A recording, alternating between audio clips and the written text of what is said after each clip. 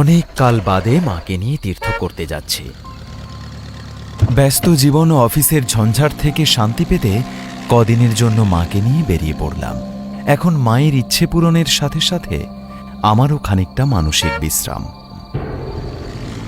এই কয়েক বছরে মানসিক ঝড়ঝঞ্ঝাট তো আর কম ছিল না। স্টেশনে পৌঁছে দেখলাম চারিদিকে বেশ ভিড়। সর্বনাশ! হঠাৎই ঠিক করেছিলাম বেরোবো। রিজার্ভেশনেরও দরকার পড়বে বলে ভাবিনি। স্টেশনের ভিড় দেখে মনের ভেতরটা রীতিমতো শিউরে উঠল যেন। বুঝলাম ট্রেনে পা দেওয়াটা সহজ কাজ হবে না। আর এসব দেখে মাও মুখ গোমরা করে বললে, হ্যাঁ রে বাবা, গাড়িতে উঠতে পারবো তো রে? আমার তো কেমন জানি লাগছে। চিন্তা করো না, খালি ট্রেন এলে সাবধানে উঠবে, তারপর দেখি না কি হয়। যথাসময়ের কিছুক্ষণ পরেই হেলতে দুলতে ট্রেনটা প্ল্যাটফর্মে এলো। সঙ্গে সঙ্গে গোলমাল বাঁধল বিস্তর। লোক ঠেলাঠেলি করে সিঁড়ি দিয়ে উঠছে। মায়ের হাঁটুতে ব্যথা, তাই আমরা কিছুক্ষণ অপেক্ষা করে গেলাম। এরপর কামরার বাইরে থেকে দেখলাম একটা বসার জায়গা ফাঁকা নেই। সব বসার জায়গায় কেউ না কেউ দখল করে রেখেছে। বাবা অমল, এবার মনে হয় আর তীর্থযাত্রা হবে না। ফিরে চল বাবা। এই অঘ্রাণের ঠান্ডাতেও ঘামে ভেজা কপাল মুছতে মুছতে হতাশ চোখে এদিক ওদিক তাকাচ্ছিলাম। হতাশ হয়ে ফিরে আসতে যাব, হঠাৎ সেই সময় কানের কাছে কেউ বলে উঠল, উঠে আসুন, এখানে জায়গা আছে। ঘাড় ঘুরিয়ে দেখে জানালার পাশের সিটে বসে থাকা এক ভদ্রমহিলার চোখ পড়েছে আমাদের উপর। ওনার কণ্ঠ ভারী মধুর শোনালো। উঁকি দিয়ে দেখি তখনও সেই কামরায় কিছু বসার জায়গা ফাঁকা ছিল। হাতে সময় ছিল কম, তাই ৭-৫ না ভেবে উঠে পড়লাম ট্রেনের কামরায়। সঙ্গে সঙ্গেই ট্রেন ছেড়ে দিল।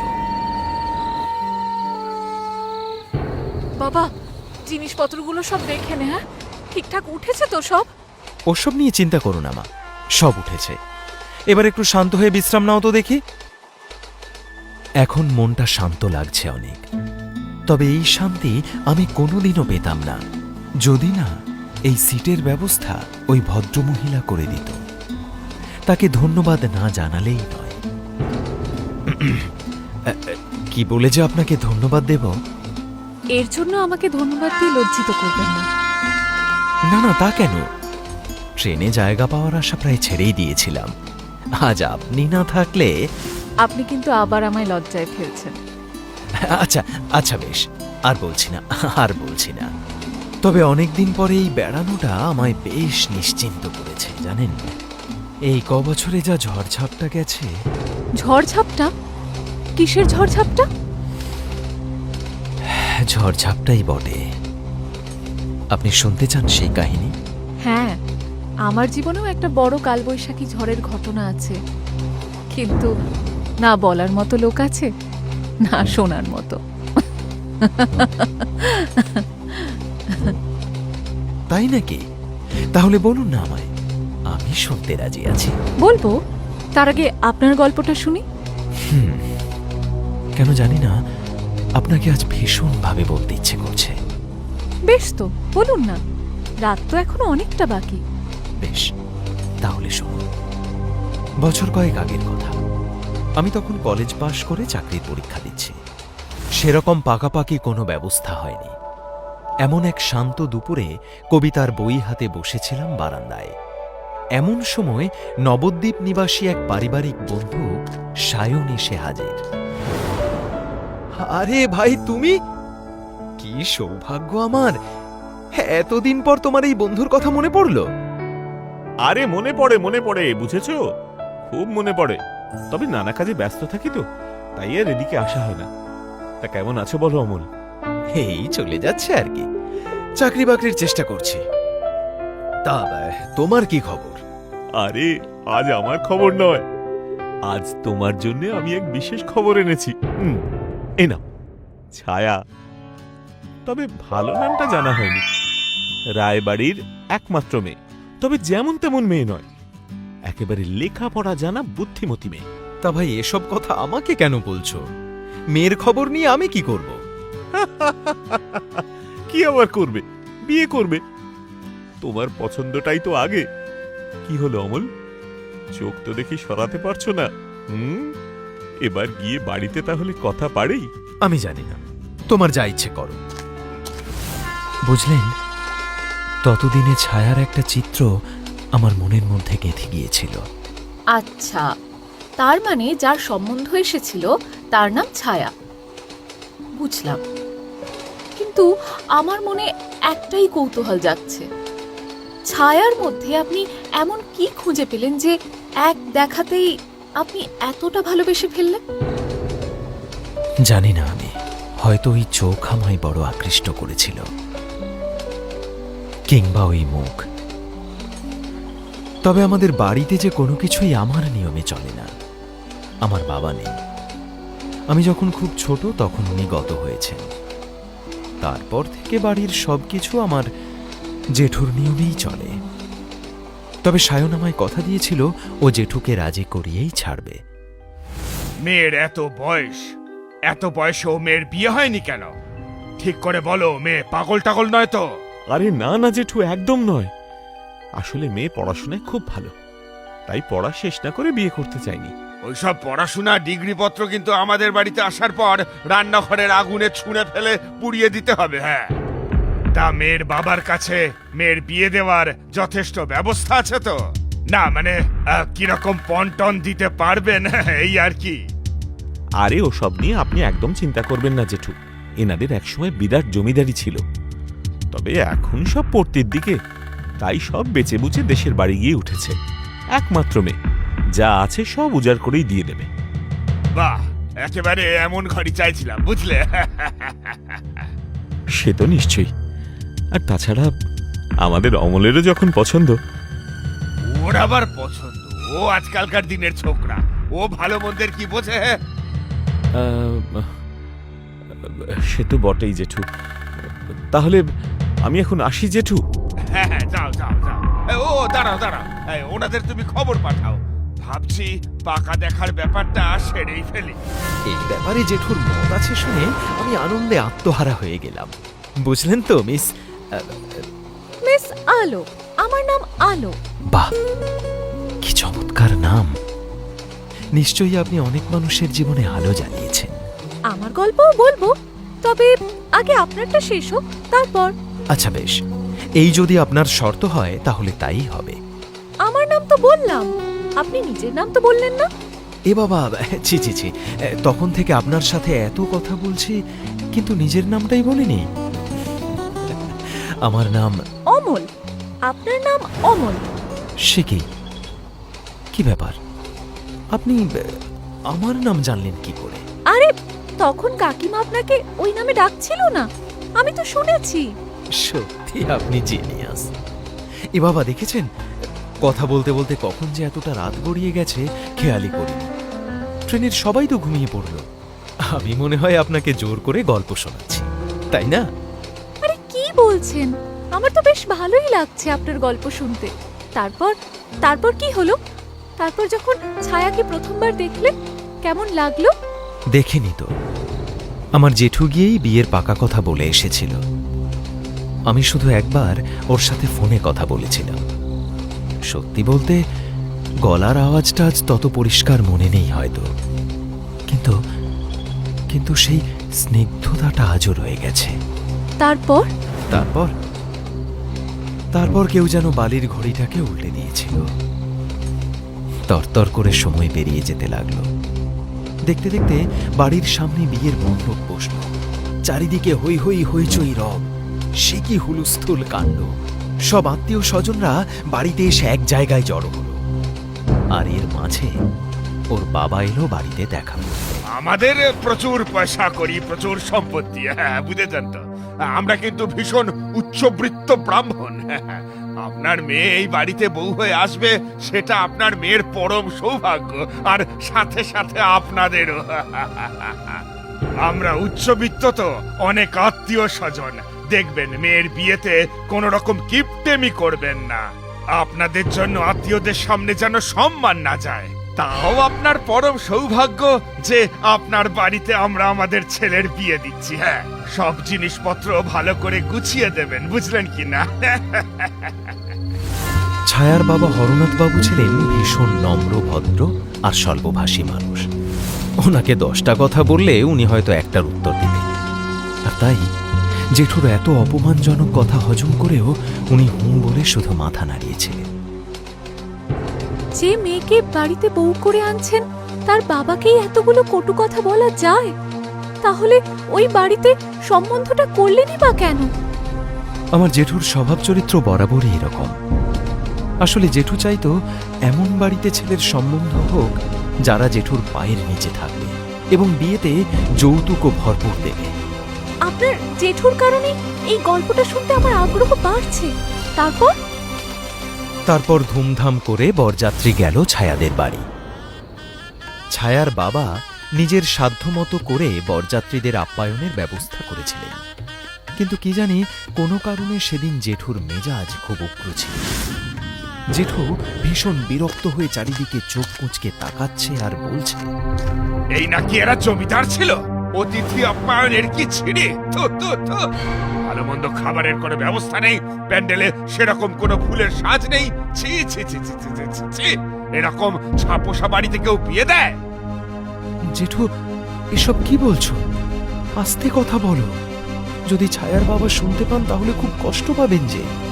এই শোন, এখন থেকে এই বউয়ের আঁচল ধরে ঘুরিস না, বুঝেছিস? তোর বিয়ে এখনো হয়নি, আর এই বিয়ে হবে কিনা সেটা আগে আমায় ভালো করে দেখে নিতে হবে। মানে কি বলতে চাইছো? তুই চুপ করে বস, সব বিষয়ে বেশি নাক গলাস না। এই কে আছিস? এক্ষুনি ছায়ার বাবাকে এখানে ডাক পাঠা। বল ছেলের জেঠু তার সাথে দেখা করতে চায়, এক্ষুনি। আরে কি হয়েছে? কি হয়েছে? আপনাদের কি কোনো সমস্যা হচ্ছে? এখনো অবধি কিছু হয়নি, তবে আপনি যদি আমাদের ঠকাতে চান তাহলে অনেক কিছু হবে। মানে? মানে হলো মেয়ের গয়নাগুলো আমার কাছে দিয়ে যান, আমি ভালো করে পরখ করে দেখব সেগুলো আদৌ আসল সোনার নাকি আমাদের ঠকাচ্ছে না। এসব কি বলছেন আপনি? বাবা জীবন, বাবা জীবন, তুমি অন্তত কিছু বলো। বলতে পারিনি আমি সেদিন সত্যিই কিছু বলতে পারিনি। সেই রাতেই জেঠু কোথা থেকে একটা শ্যাকরা জোগাড় করে আনলো। ছায়ার গা থেকে সমস্ত গয়না খুলে পাশের একটা ঘরে নিয়ে গিয়ে চলল যাচাই পর্ব। জানি না কেন সেদিন প্রতিবাদ করতে পারিনি, পাথরের মতো দাঁড়িয়েছিলাম, আর সেই জন্য আমি আজও নিজেকে ঘৃণা করি। কিন্তু কিছুক্ষণ পর ছায়ার বাবা কাঁদতে কাঁদতে আমাদের ঘরে এসে বলেছিলেন, চলে যাও তোমরা চলে যাও। অনেক হয়েছে, আর অপমানের দরকার নেই। যে বাড়ির লোকেরা বিয়ের দিন তাদের হবু বৌমার গায়ের গয়না খুলিয়ে সমস্ত আত্মীয় স্বজনের সামনে পরখ করে দেখতে চায় সোনা আসল না নকল, সেরকম বাড়িতে আমার মেয়ে কোনোদিন যাবে না। আমি আমার মেয়ের সে বাড়িতে কোনোভাবেই বিয়ে দেব না। তুমি বা তোমার পরিবারের কেউ কোনোদিন আমার মেয়ের সম্মান রক্ষাই করতে পারবে না। কোনোদিন পারবে না। এখনো দাঁড়িয়ে থাকবে? আর কত অপমানিত হলে তোর গায়ে লাগবে? চলে আয় বলছি, এই বিয়ে আমরা ভাঙলাম। জানেন, সেদিন আমি ছায়াকে বধূরূপে আর দেখতে পাইনি, শুধু শুনতে পেয়েছিলাম ভেতরের ঘর থেকে ছায়ার আর্তনাদ। বাবা!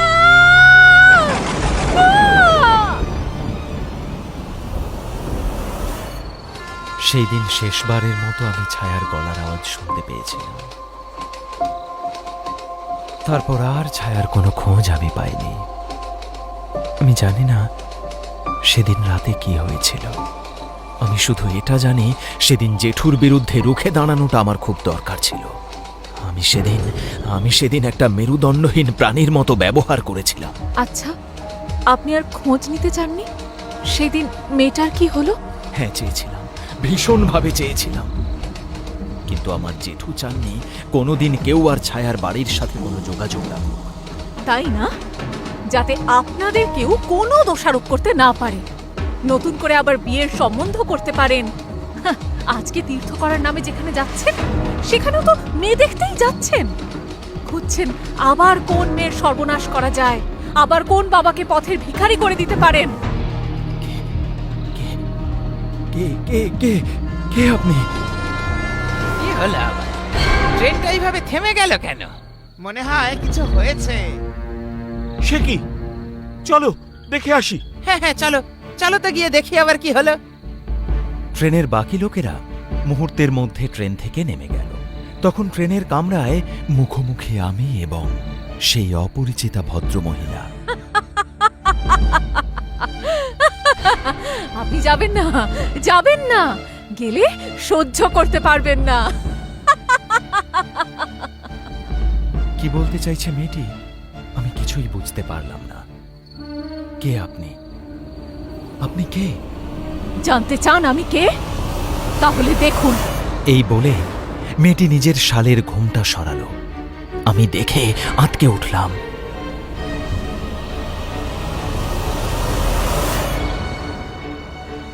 তারপর খেয়াল করলাম এই মেয়েটির মুখের সাথে ছায়ার মুখের হুবহু মিল। কিন্তু কিন্তু এটা কি করে সম্ভব? আমি আলো, আমার আরেক নাম ছায়া।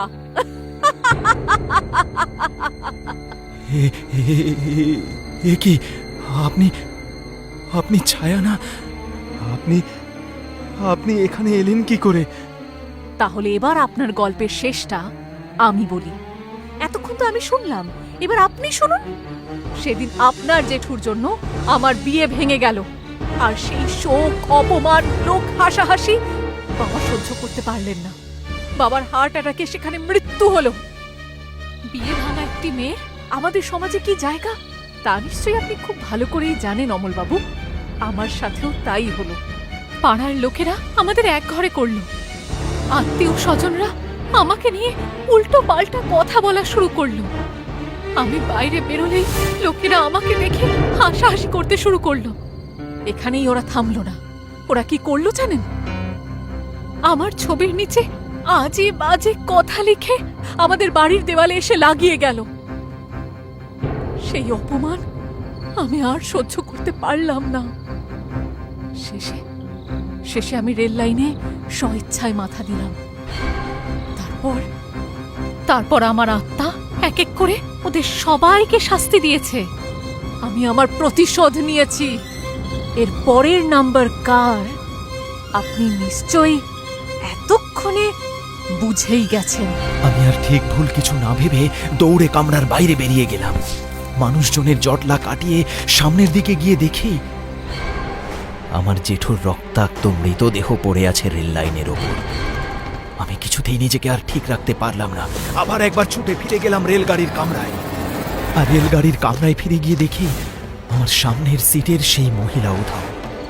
তাকে আলো বলবো নাকি ছায়া কিছুই বুঝতে পারছিলাম না আমি। কোথায় কোথায় গেল সেই মহিলা? তারপর তার সিটের দিকে তাকিয়ে দেখলাম সেখানে একটা চিঠি রাখা আছে। এক মুহূর্ত দেরি না করে চিঠিটা পড়তে শুরু করলাম। অমলবাবু, আমি এখানে এসেছিলাম আমার অসম্মানের প্রতিশোধ নিতে, কিন্তু আপনার সাথে কথা বলে জানতে পারলাম যে আপনি সেদিন প্রতিবাদ না করলেও নিজের জেঠুকে সমর্থন করেননি। তাই আপনাকে ছেড়ে দিলাম। আপনার ওপর আমার আর কোনো রাগ নেই। আপনি ভালো থাকবেন। আজ থেকেই সমস্ত আলো ছায়ার খেলা বন্ধ হলো। ইতি আলো ছায়া।